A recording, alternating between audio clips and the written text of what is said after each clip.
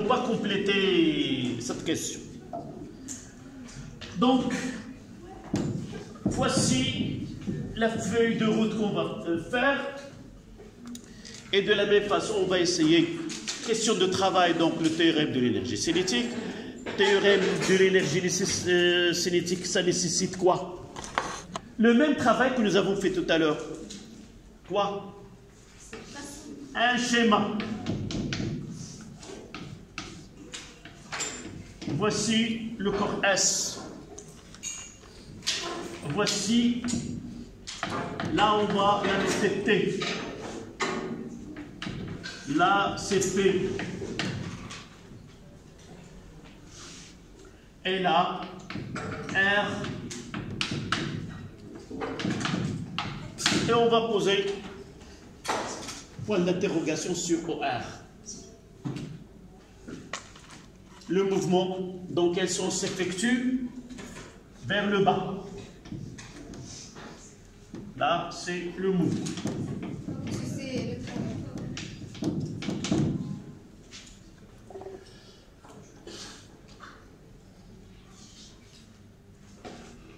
D'accord?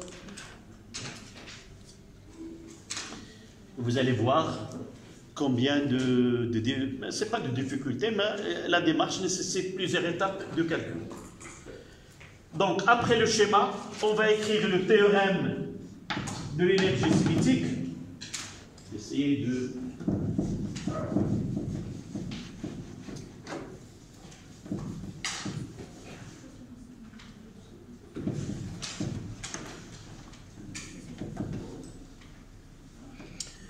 Donc, qu'est-ce que j'écris? 1 sur 2. Donc, je mettrai 1 sur 2, m V1 au carré, moins 1 demi m V0 au carré est égal W de P plus W de T plus W de R.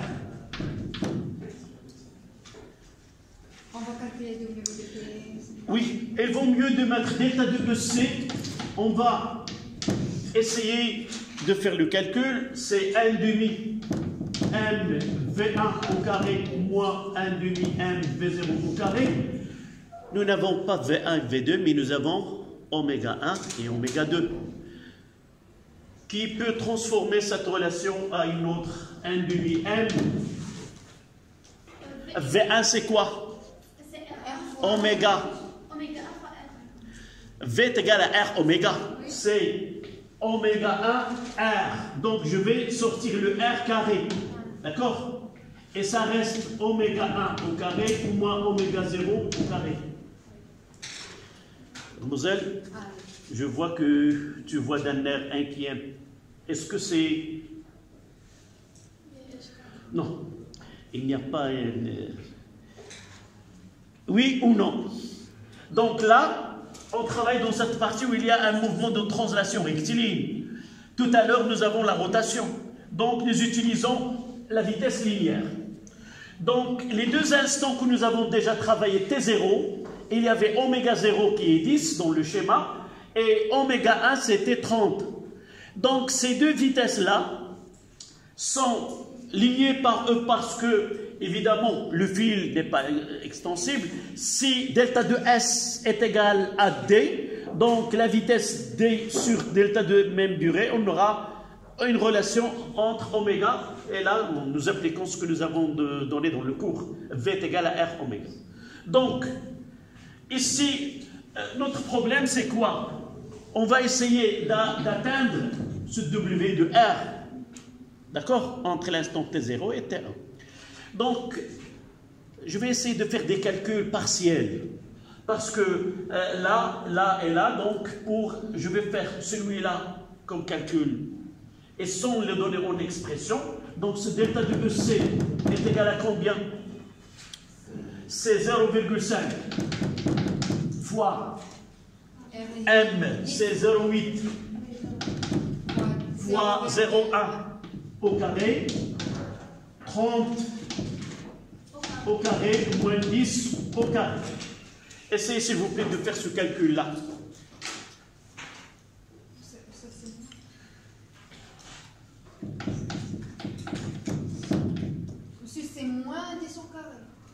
Oui, moins 10, c'est oméga 1, c'est 30.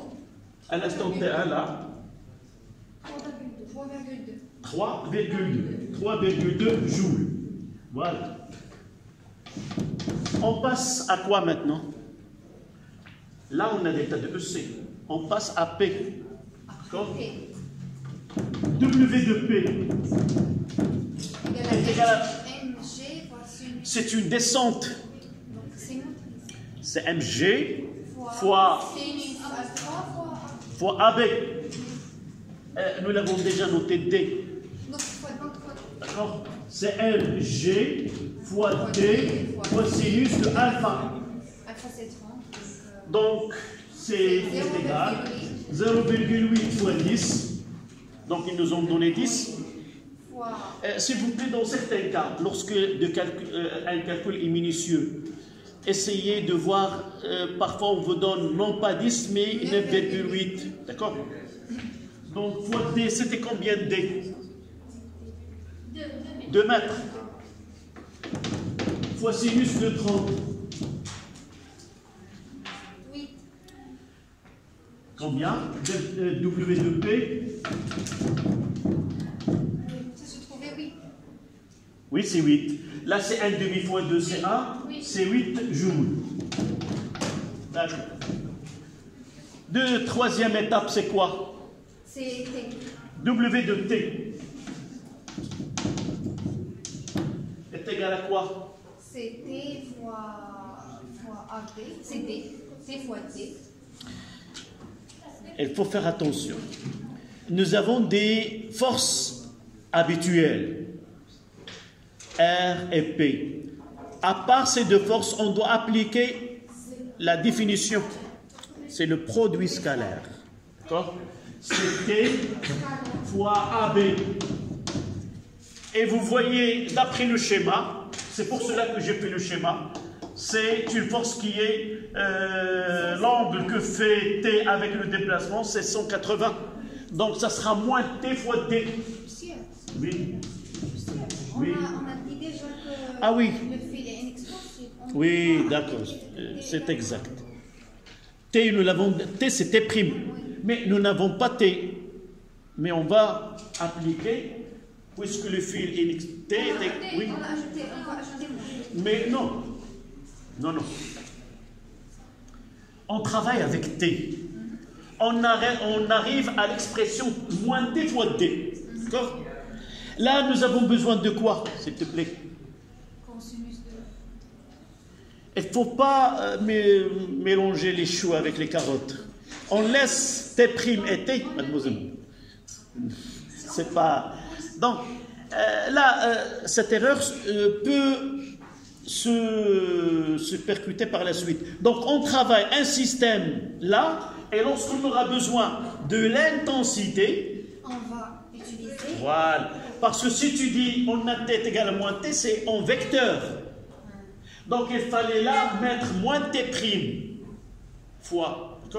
Mais, c'est pas le... On travaille avec T. On peut faire... on a T égale à T' et on remplace égale à moins T. Là, ici, normalement, si nous avons T, on va la remplacer. Mais puisque T est égal à T', donc le travail de T est W de T est égal à moins T' fois D. Oui, c'est ce que je veux dire. Ce que tu voulais dire tout à l'heure. Oui. Donc, j'ai mal compris ta proposition. D'accord? On fait le calcul. Donc, W de T est égal, combien nous avons? Combien T'? 2 fois 2. C'est moins 2. C'est moins 2 fois 2, c'est moins 4. Moins 4 joules.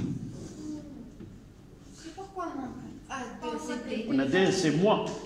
Moins T' fois D. Et pour finir,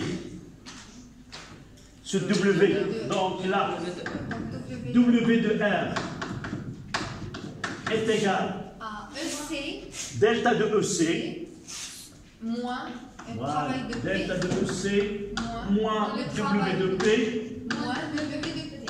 moins W de T.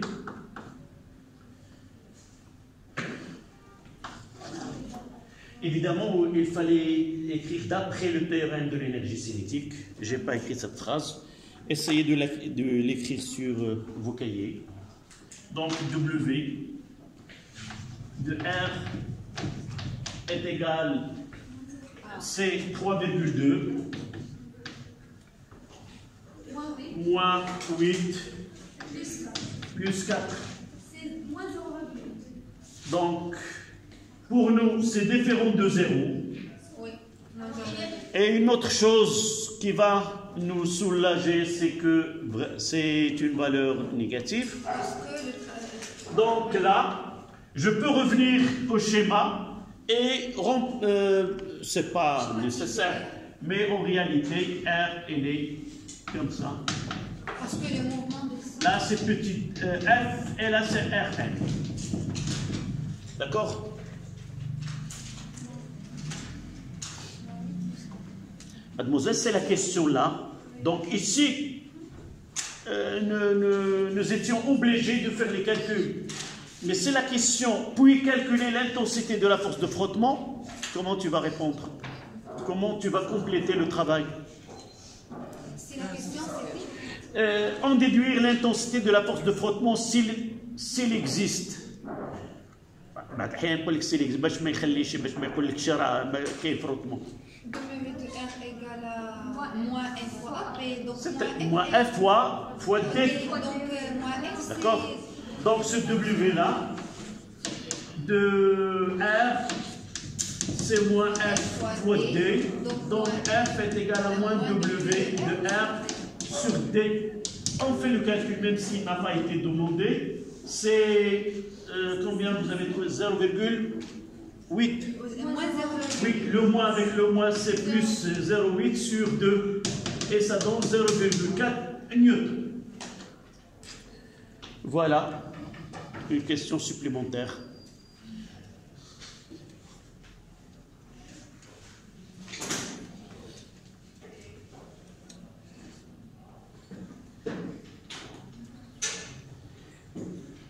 L'exercice suivant, est-ce que vous l'avez fait? Oui. Avant cette question-là, nous avons écrit que le travail de P Oui. égale à 0. Ou non? Quel P? Puis du coup, لكل مقام مقال. Ça m'arrive parfois de ramener des valeurs numériques d'un exercice à un autre. Mais dans ce cas-là, c'est pour cela que je mettrai petit p. D'accord? Et là, j'ai mis P majuscule.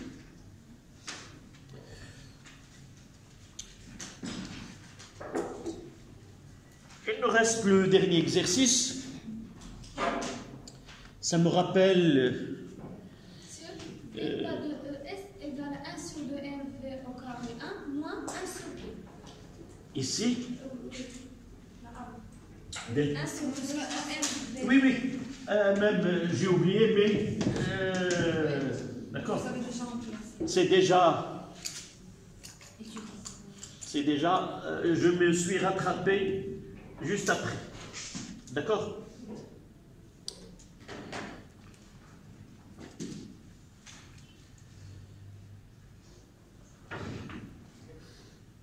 J'ai dit que cet exercice était un exercice qu'on le trouve chaque année en baccalauréat, dans les années 90, avant ce programme-là. Mais elle a pris sa place en première année sciences maths par une étude qui est énergétique. Vous voyez, si vous regardez bien cet exercice, d'accord? Si vous regardez bien cet exercice, l'objectif c'est d'atteindre à cette expression de VB. D'accord? Mais pour atteindre VB, j'espère que vous avez vu cet exercice. Vraiment, c'est là où on applique pas mal de relations, pas mal de notions que nous avons déjà. Mais je vais essayer d'attirer votre attention sur une application de... D'abord, je vais essayer de reprendre le schéma.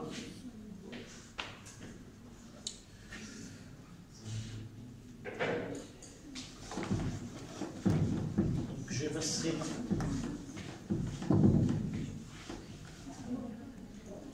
Si vous pouvez laisser la dernière. La dernière, d'accord.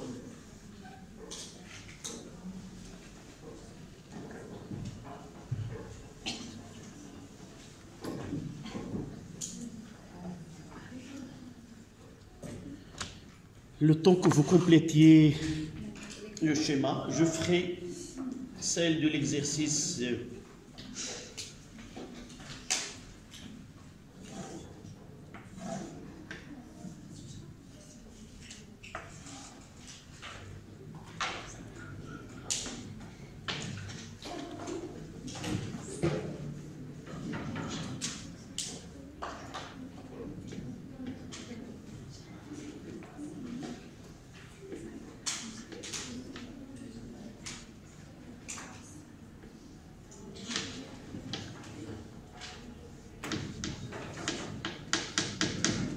Là, c'est S1, S2.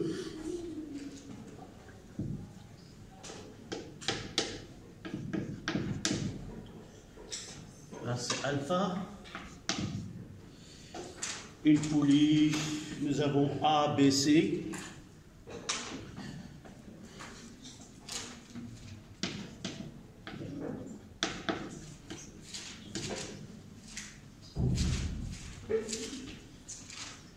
M1, 02.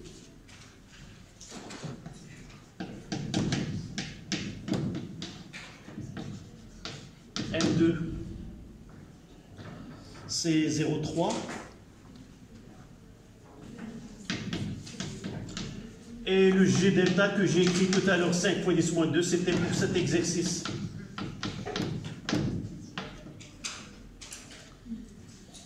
Quoi d'autre?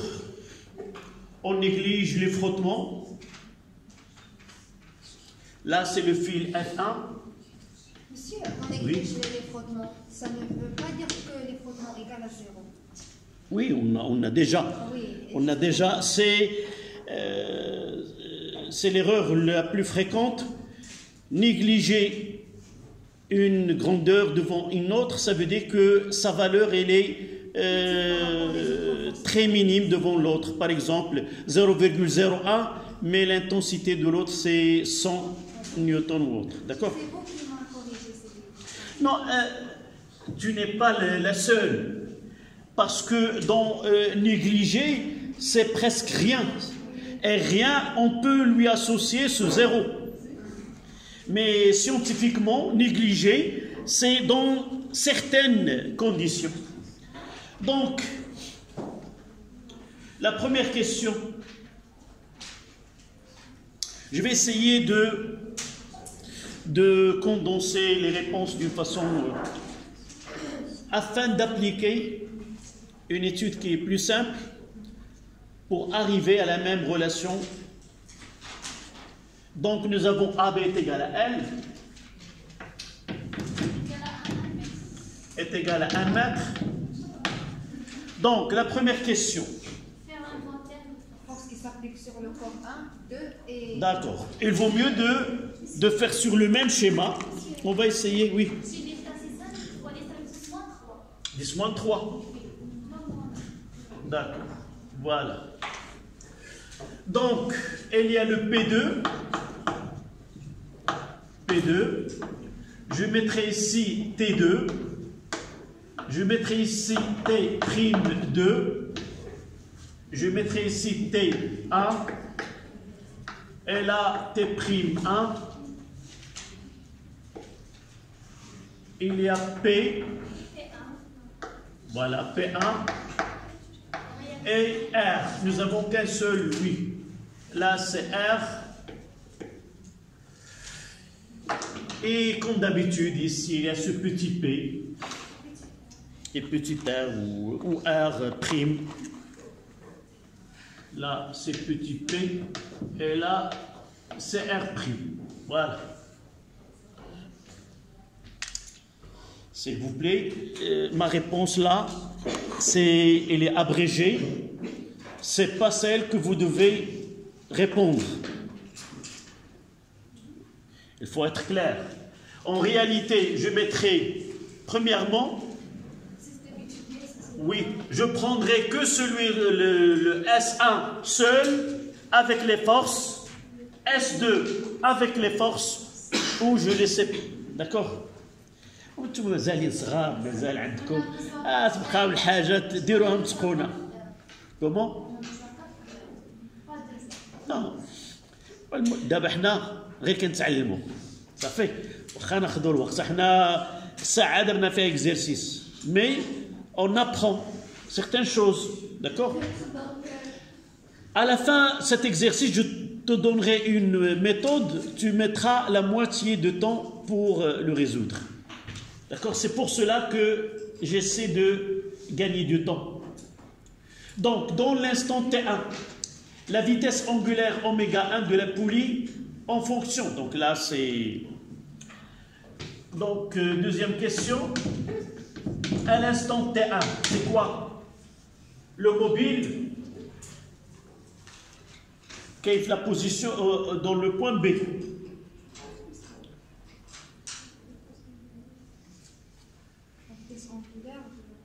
Elle part, non. Ce T1 correspond à quel point? Donc, elle part de A pour arriver à la position B à la date TL, on notera T1, avec une vitesse VB. Donc, on a VB est égal à R ω1. D'accord? La vitesse angulaire V2 du corps S2 en fonction de VB.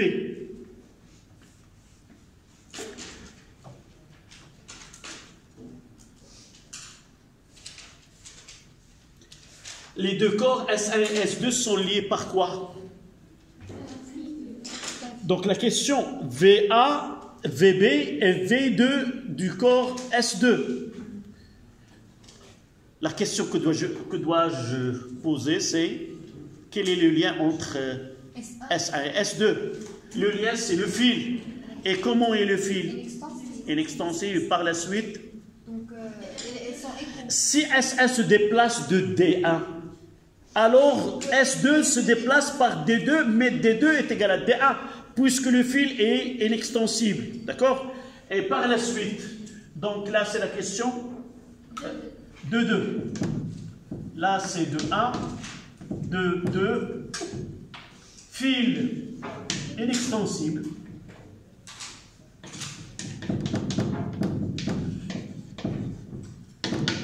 Donc,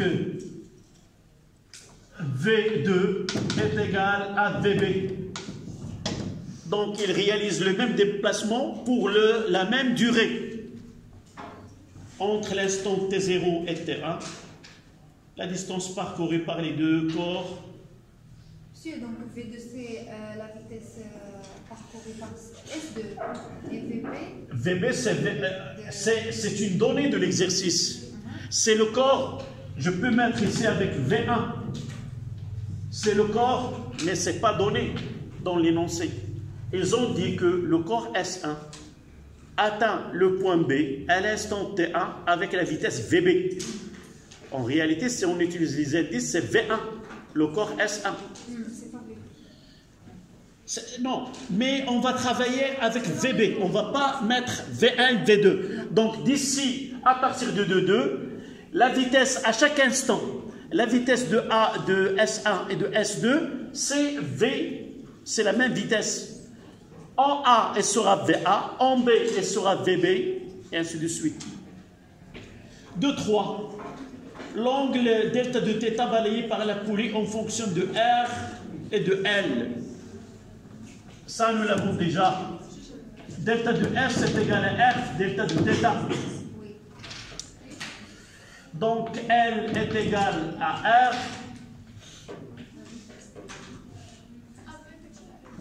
à R fois delta de θ. Donc, donner la relation entre delta de θ, oui.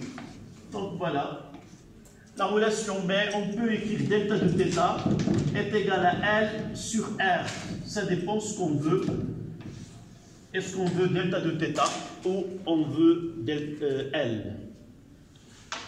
Ça, c'est la question 2-3.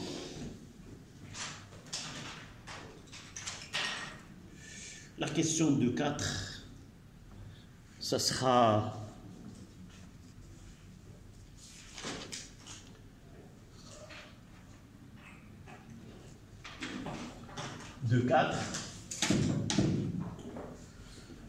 L2 est égal à L1 du même parce que L2 est égal à L1. Pourquoi? Parce que le fil passe par la gorge de la poulie. Je donnerai un autre schéma et vous allez voir que les distances parcourues par les deux cornes, ce n'est pas la même toujours. D'accord? Car le fil passe par l'unique gorge de la poulie.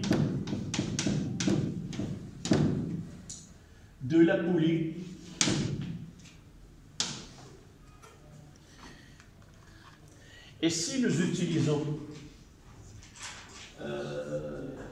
ce schéma-là,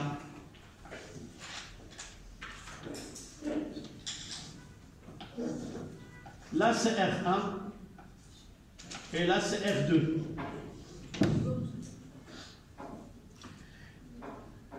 Une poulie de double gorge. هادو في السيارات كتكون واحد الكروه هنايا وكتكون الكروه هنايا. هذه une poulie à double gorge. Là ça sera ça ici c'est quoi? C'est delta de S1 et là c'est delta de S2.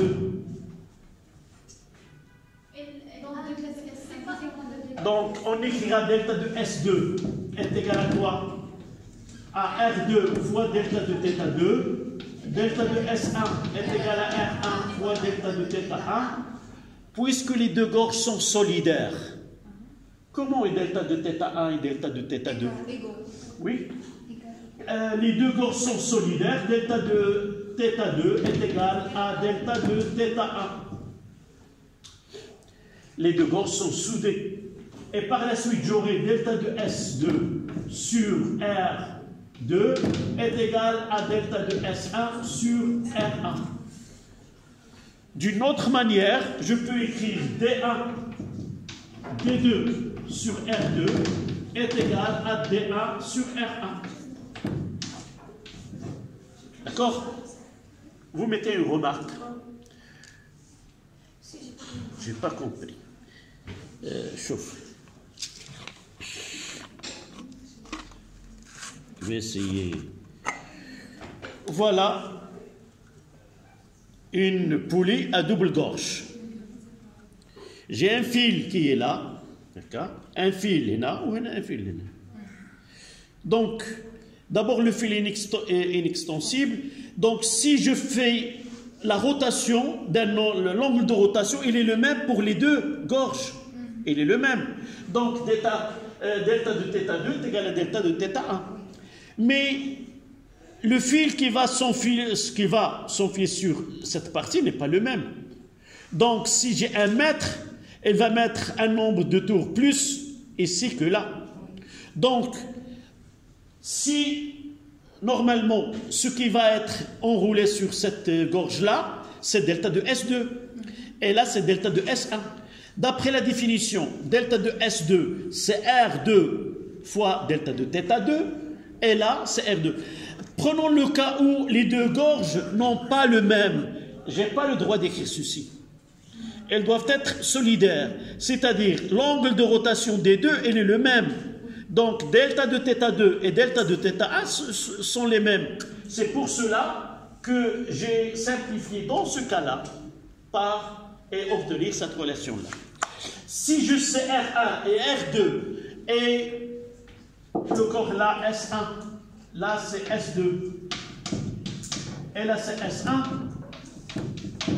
Connaissant la distance parcourue par S2, je peux connaître la distance parcourue par S1. Ce n'est pas la même distance. Je dois appliquer cette relation pour connaître la distance parcourue par S1. D'accord? Donc vous la mettez sous forme de remarque, parce qu'on peut rencontrer une telle poulie à double gorge.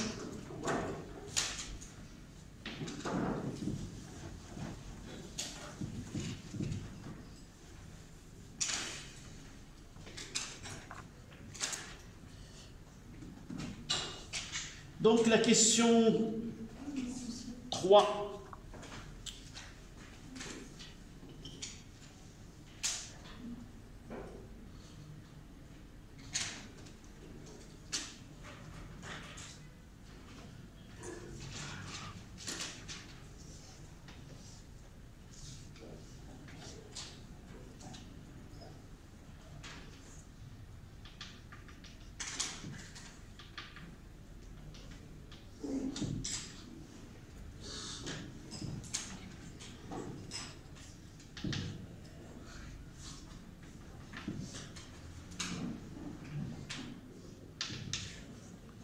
Voilà le schéma normalement qu'on doit avoir. Là, il y a un fil.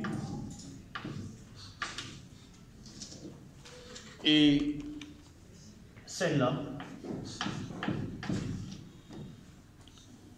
c'est de cette façon qu'on doit comprendre, vu en perspective, et là.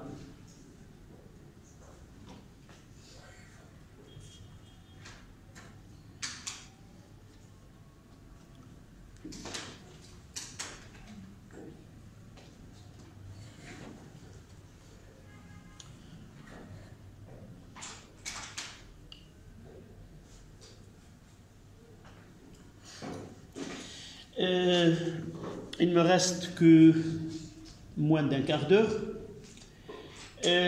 La méthode proposée par l'exercice, c'est une méthode qui est classique. Vous n'aurez pas de problème à l'appliquer, je pense. Je vous donnerai par la suite les réponses, mais je vais vous parler d'une méthode qui est la plus rapide et on va essayer d'appliquer le théorème de l'énergie cinétique, non pas à S1, S2 et la poulie, mais on va appliquer au système tout entier. S1, poulie et S2, on va essayer d'appliquer le théorème de l'énergie cinétique et vous allez constater qu'on aura une réponse qui est on aura un raccourci, d'accord? Donc, là, je vais remplacer, on va arriver à cette vitesse demandée. Donc, c'est la question 4. Donc, le système étudié, c'est S1, S2 et la poulie. D'accord? Qu'est-ce qu'on va écrire? Aidez-moi, c'est delta de EC. Delta de EC de système est égal à quoi dans ce cas-là? On va essayer de répondre d'une façon, la vitesse initiale elle est nulle. On n'a que la vitesse finale qui est VB dans les données. Donc qu'est-ce que j'aurai? Je vais appliquer à tout le système qui est là. Aussi, n'oublions pas qu'il y a le fil. Là, on va utiliser la masse de fil, il est négligeable. Parce qu'on va utiliser 1 demi mv carré. C'est le système plus fil F1 et F2. Là, on va utiliser ce masse négligeable et par la suite, l'énergie cinétique du fil F1 et de F2 négligeable, on ne va pas l'écrire. D'accord? On applique pour S1. La delta, c'est delta de EC de S1 plus delta de EC de S2 plus delta de EC de la poulie. D'accord? Et on va écrire la finale, c'est 1 demi M1 VB au carré plus moins 0 parce que la vitesse initiale. Et là, 1 demi M2 VB, normalement c'est V2. Et nous avons dit que V2 est voilà, VB carré. Et pour la poulie, qu'est-ce qu'on va écrire? 1 demi G delta, parce que la poulie réalise un mouvement de rotation. Donc, plus 1 demi G delta, oméga 1. On va la remplacer en fonction de B. Ça sera quoi? V, nous l'avons déjà demandé ici. V est égal à R oméga. Donc, ça sera oméga 1 au carré, c'est quoi? Voilà, VB carré sur R carré. Voilà delta de E, c'est du système étudié. D'accord? Je vous laisse le temps de bien voir, ça y est. Là, c'est le cas le plus simple, la vitesse initiale, c'était 0. Pour la somme des travaux ici, et ça le plus important, somme de W de F extérieur est égal à quoi? Donnez-moi. Voyez ces forces-là. Ici, premièrement, on a T. On a beaucoup de forces. Mais, les forces extérieures. P1, R, P2. Quelles sont les forces extérieures que j'ai là? P1, R, P2. Uniquement P1 et P2 et petit p et R. Mais T'1 et T1, T'2 et T'2 sont des forces intérieures. On ne s'intéresse pas. Sont des forces intérieures. Et lorsque les forces intérieures, on ne va pas les faire apparaître là. Donc les forces c'est W de P1 plus W de P2 plus W de petit p négligeable, c'est 0 parce que la poulie ne se déplace pas. D'accord? Ne se déplace pas. Parce que on ne va pas utiliser le moment fois.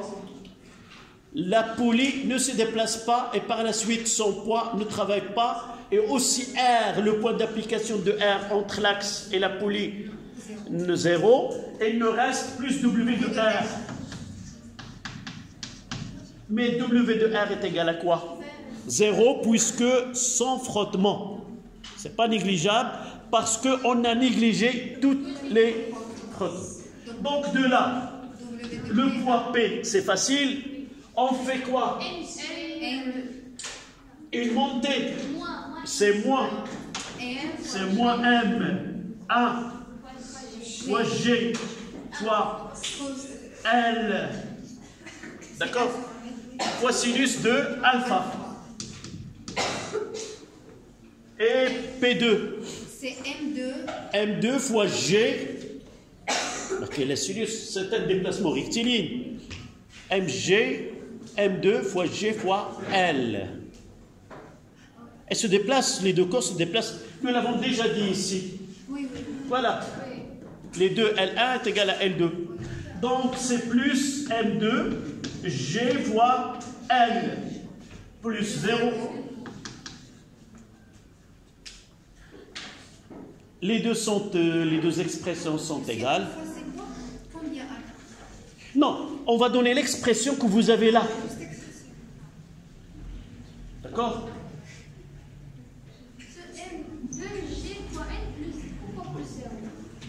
C'est pour R. On va pas multiplier par C2. Quand est-ce qu'on utilise le sinus? Réponds-moi d'abord. Oui, tu fais comme ça, oui. Mais je peux entendre. Quand est-ce qu'on fait entrer le sinus? Quand on n'a pas la distance. Sur un plan incliné. Lorsqu'il y a une descente verticale de poids, c'est mg fois h. Et h, là, la hauteur de la chute, c'est L. D'accord? Là, tu peux appliquer la définition, c'est mg, c'est P scalaire AB. Et dans ce cas-là, c'est mg, m de g fois la distance qui est L. D'accord? Donc, essayons maintenant de... Celle-là est égale à 1 est égale à 2. D'accord? Aidez-moi à factoriser par VB. D'accord? Avant que la sonnette se déclenche. VB carré, facteur de quoi? 1 sur 2 fois M1 plus 1 sur C'est... 2 fois M2. Il y a le 1,5 partout, donc je mettrai 1,5 ici. Donc M1 plus M2. M1 plus M2 Le c'était plus G delta sur R carré, c'est ça? Oui. Est égal à quoi? Moins et moins. moins Je mettrai G en facteur, GL, c'est M2 moins M1 moins M1 sinus alpha. Et VB carré égale à 2, je mettrai 2 G fois G fois L, M2 moins M1 sinus alpha, le tout sur M1 plus M2 plus G delta sur R carré, racine. et GB égale racine. je mettrai la racine. Et on va essayer de... Là, il y a un R où j'ai mis le R. Oui. Soit je le laisse ça, soit je mettrai au facteur et je mettrai... D'accord? Dans l'expression que vous avez sur la feuille, c'est comme ça, bébé. S'il vous plaît, un peu de silence. C'est 2G fois L fois R carré, M2 moins M1 sinus alpha, le tout sur J delta plus M1 plus M2 fois R carré. Monsieur, j'ai ajouté R2 comme si je ne vais pas changer quelque chose. Je peux pas factoriser. Oui, tu factorises et ce R il deviendra là. Ou je mettrai R au carré et la R au carré. Oui, je veux pas. Donc il a simplification et il viendra devant M1 et M2. Comme si rien va changer. Oui, multiplié par la même valeur. Voilà, mademoiselle, c'était ta réponse. C'est une réponse. Essayez de comparer le temps pour la réponse de celle-là et celle que vous avez fait. Vous trouvez qu'il y a une nette différence entre les deux. Là, c'est une question lorsqu'on vous demande, sans passer par les étapes, une petite remarque. Si on vous demande S1 et S2, S8, vous n'avez pas le droit de faire cette méthode. Merci.